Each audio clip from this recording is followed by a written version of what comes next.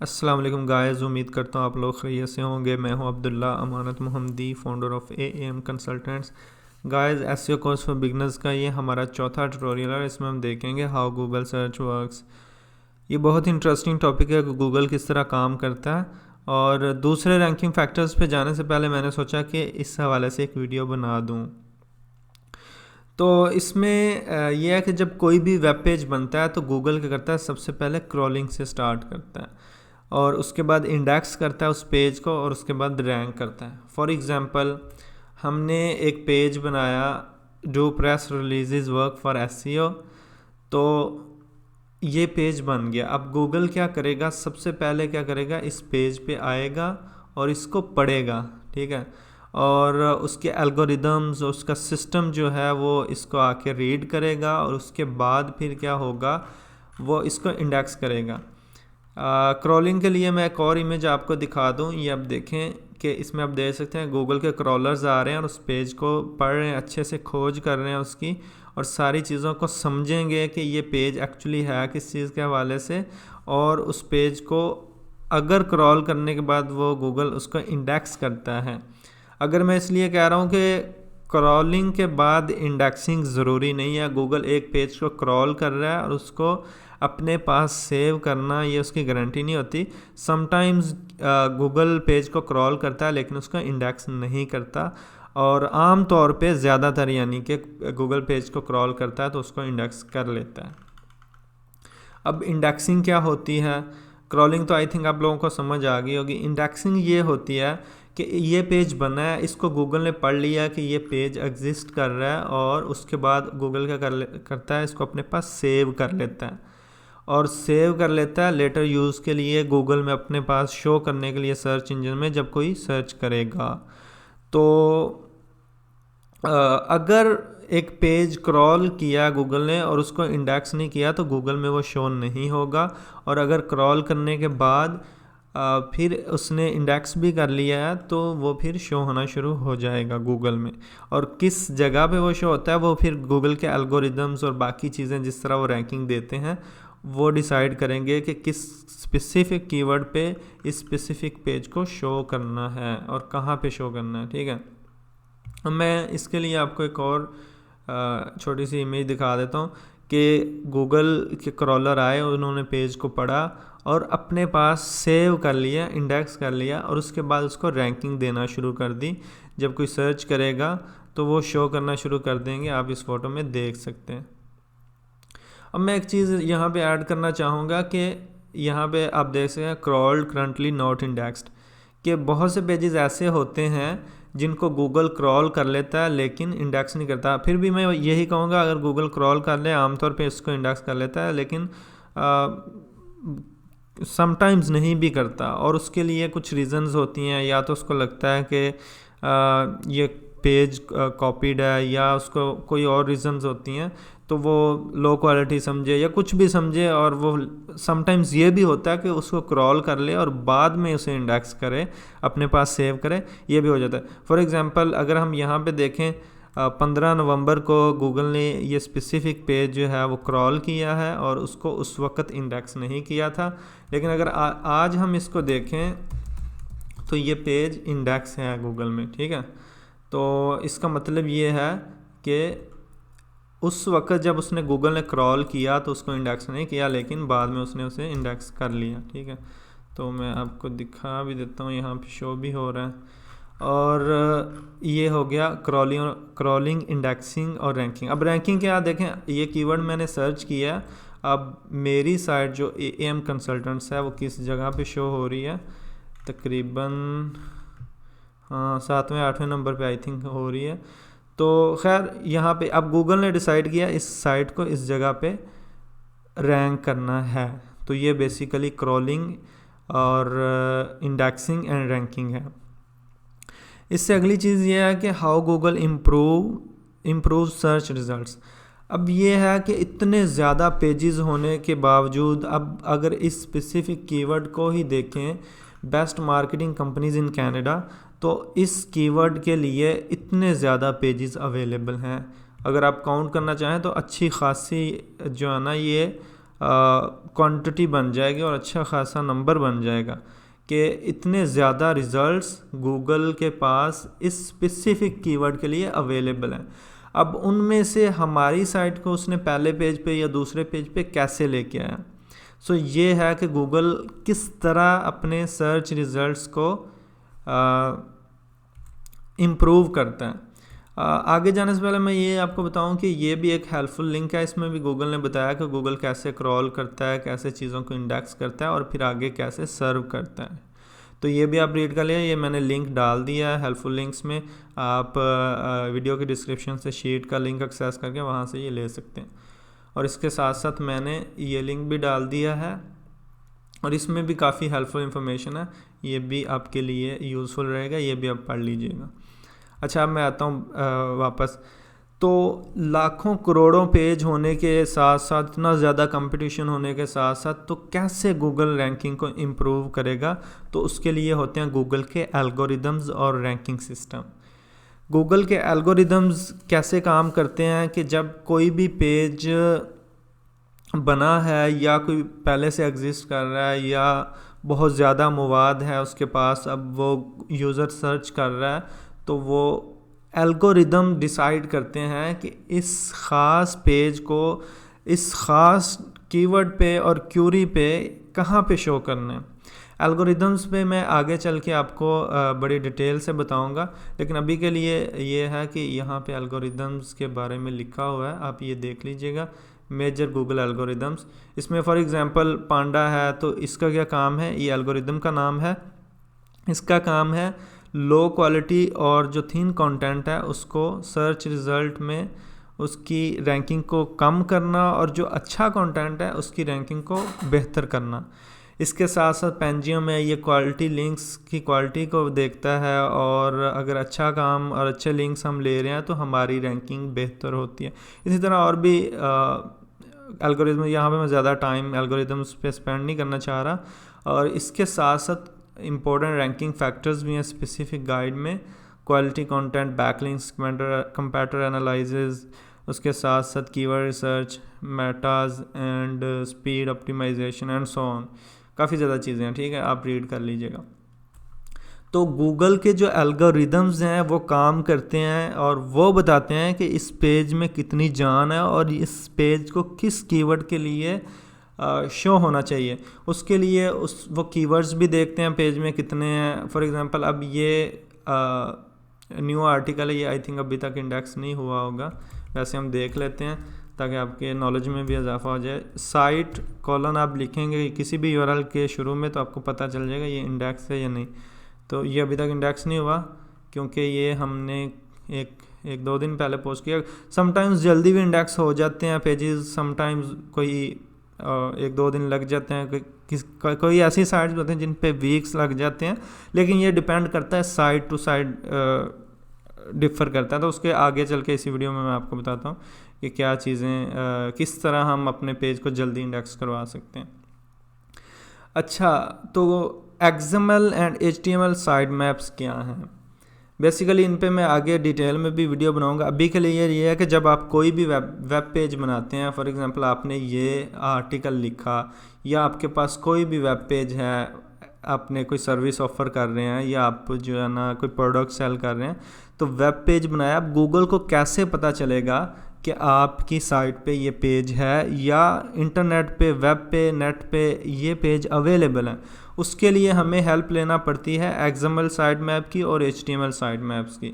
तो ये क्या चीज़ें, XML साइट मैप क्या होता है, ये हम यहाँ से गूगल में सबमिट कर सकते हैं कि हमारी साइट पे ये वाले पेजेस अवेलेबल हैं और इतने ज़्यादा पेजेस हैं। गूगल को फिर क्या होता है, आसानी रहती है, पता चल जाता है कि ये पेज फ़लाँ वेबसाइट पे अवेलेबल है और फिर उनको रीड कर लेता है, ठीक है।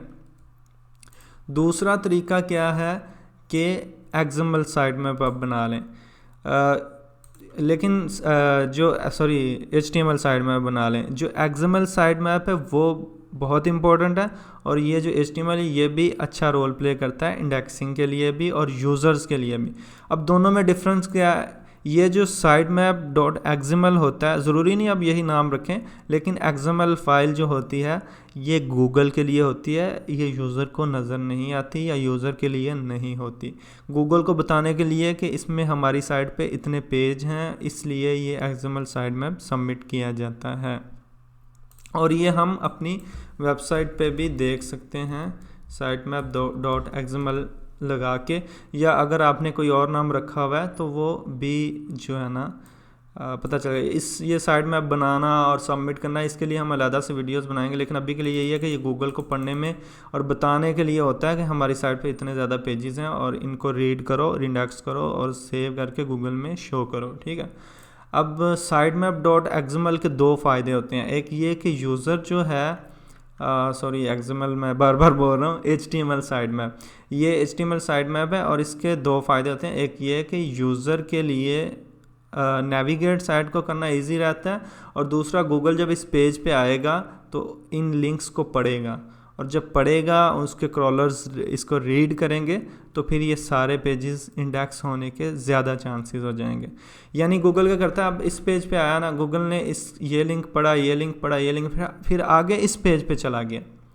अब फॉर एग्जांपल इस पेज पे आया तो उसने SEO सर्विसेज पे आया, उसके क्रॉलर्स इस पे भी चले गए, ठीक है, उसके क्रॉलर इस पे भी चले गया और इस पेज पे भी चले गया। यानी कि हर पेज पे जो लिंक्स अवेलेबल हैं इस स्पेसिफिक पेज पे, वो उन सब पेजेस को रीड करेंगे और फिर आगे उस पेज पे जितने लिंक्स हैं उनको रीड करेंगे। जैसे ये लिंक्स हैं, अब इस पे आ गया, तो इस तरह क्रॉलर्स जो हैं वो सारे पेजेस को रीड करेंगे। अब मैं कन्फ्यूजन आपकी दूर करता हूँ। एक साइड में होता है XML, वो सर्च इंजन के लिए होता है, और दूसरा होता है HTML साइटमैप, इस तरह जो यूज़र्स के लिए होता है। और इसका दूसरा फ़ायदा ये होता है कि सर्च इंजन्स भी इन पेजेस को रीड करने की वजह से इंडेक्स कर लेता है अपने पास। बस अभी के लिए यही है। इस साइट मैप्स के लिए मैं अलग से एक डिटेल में वीडियो बनाऊंगा, किस तरह साइट मैप बनाते हैं, किस तरह सबमिट करते हैं, किन चीज़ों का ख्याल रखना चाहिए एंड सो ऑन। और इससे अगली बात क्या है जी, the role of backlinks in indexing and ranking. अब आपकी साइट जो है उसको रैंक करने में, उसको इंडेक्स करवाने में बैकलिंक्स का कितना रोल है? बहुत ज़्यादा रोल होता है, और बैकलिंक्स बहुत ही इंपॉर्टेंट चीज़ होती है आपकी साइट की रैंकिंग के लिए, इंडेक्सिंग के लिए एंड बाकी SEO के लिए। अगर हम SEO को दो हिस्सों में तकसीम करें तो एक ऑन पेज SEO होता है और दूसरा ऑफ पेज। ऑन पेज में क्या होता है कि आपकी वेबसाइट के ऊपर रहते हुए जो काम किए जाएं, और ऑफ पेज में जो आपकी वेबसाइट से बाहर काम किए जाएं। और ऑफ पेज ज़्यादातर बैकलिंक्स पे फोकस होता है ऑफ पेज में, ठीक है। अब बैकलिंक्स का क्या रोल होता है? फॉर एग्ज़ाम्पल मैं आता हूँ, इनेस पे आ गया फॉर एग्ज़ाम्पल। इनेस एक वेबसाइट है, इसी तरह एक और वेबसाइट मैं आपके सामने ओपन कर लेता हूँ। तो फॉर एग्ज़ाम्पल यहाँ पे AAM कंसल्टेंट्स लिखा हुआ है, डेवलप्ड बाय AAM कंसल्टेंट्स। अब जब गूगल के क्रॉलर्स इस स्पेसिफिक लिंक पे आएंगे तो वो क्या करेंगे, इस पे आ जाएंगे, और जब इस पे आएंगे तो ये सारे पेज को रीड करेंगे, और जब सारे पेज को रीड करेंगे तो अगर ये इंडेक्स नहीं है, एक मिनट के लिए सोचिए, अभी के लिए तो ये इंडेक्स है, लेकिन एक मिनट के लिए सोचें ये इंडेक्स नहीं है, तो ये पेज जो है वो गूगल अपने पास सेव कर लेगा और फिर उसी हिसाब से इसकी रैंकिंग बढ़ाएगा। और जितना पावरफुल बैकलिंक होगा, जितनी बड़ी साइट से होगा, उसकी उतनी ही ज़्यादा वैल्यू होगी, उतना ही ज़्यादा वो लिंक जूस पास करेगा आपकी वेबसाइट को, और आपकी वेबसाइट के रैंकिंग इम्प्रूव होने के चांसेस भी उतने ज़्यादा हो जाएंगे। वैसे बैकलिंक्स एक बहुत बड़ी चीज़ है और बहुत ज़्यादा इसमें चीज़ें आने वाली हैं आगे चल के, लेकिन अभी के लिए आप ये समझें कि बैकलिंक्स रैंकिंग और इंडेक्सिंग के लिए बहुत अहम रोल प्ले करते हैं, और गूगल इनको बहुत इम्पोर्टेंस भी देता है, और रैंकिंग के लिए इसका अहम रोल होता है ये सारे रिजल्ट्स को दिखाने के लिए। उसके बाद क्या है जी, do Google search results vary by location? हाँ, कि गूगल के सर्च रिजल्ट्स लोकेशन के हिसाब से मुख्तलिफ होते हैं, बिल्कुल मुख्तलिफ होते हैं। इसकी मिसाल मैं आपको दूँ, फॉर एग्ज़ाम्पल हमने लिखा गूगल में, एक मिनट, फॉर एग्ज़ाम्पल हम यहाँ पे लिखते हैं बेस्ट SEO कंपनी इन कराची, ठीक है। तो या बेस्ट एसईओ कंपनी, सिर्फ इतना लिखते हैं, एसईओ छोड़ें, हम लिखते हैं बेस्ट ऐप डेवलपमेंट कंपनी, ठीक है। तो अब यहाँ पे डिफरेंट रिज़ल्ट्स आ रहे हैं, ठीक है। अब यहाँ पे आप एक चीज़ नोट करें, ये क्लच का आ गया पेज, उसके बाद बिज़नेस सॉफ्ट एप्स, उसके बाद और भी काफ़ी लिंक्स हैं। तो यहाँ पे रिज़ल्ट्स आपको जो नज़र आ रहे हैं, अब मैं कोई और लोकेशन लगाता हूँ अपने इधर गूगल में, ठीक है। यहाँ पे मैंने यूनाइटेड स्टेट्स की लोकेशन लगा दी फॉर एग्ज़ाम्पल, और यहाँ पे मैं लिखता हूँ यही same keyword, best app development company.